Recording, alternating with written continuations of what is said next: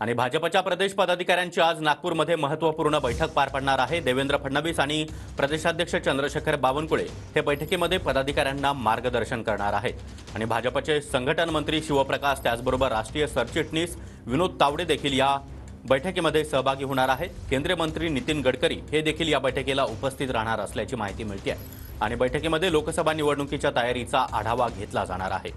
आणि या संदर्भात अधिक माहिती देण्यासाठी आमचे प्रतिनिधी विनायक डावरुंग सध्या आपल्या सोबत आहेत। विनायक, लोकसभा निवडणुकीच्या पार्श्वभूमीवर भाजपची ही अत्यंत महत्त्वाची बैठक मानली जाते। सागर बरोबर आहे। 3 राज्यांमध्ये जे यश भाजपला मिळालेलं आहे आणि महाराष्ट्रातली असेल किंवा देशातली असेल ॲक्शन मोडवरती लोकसभेची आलेली आपल्याला पाहायला मिळते। राज्यातल्या भाजपची एक महत्त्वपूर्ण बैठक जी आहे ती आज पार पडते।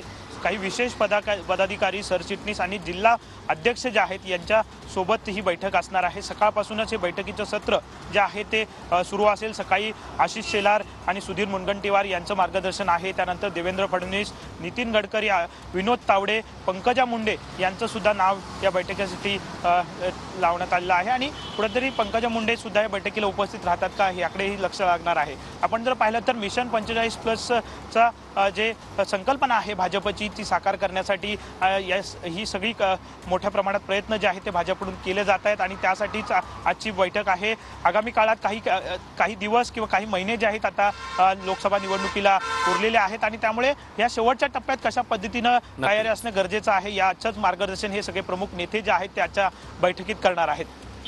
नक्कीच विनायक, त्यामुळे नेते या बैठकीमध्ये काय मार्गदर्शन करतात हे पाहणं महत्त्वाचं असेल। धन्यवाद या माहितीसाठी।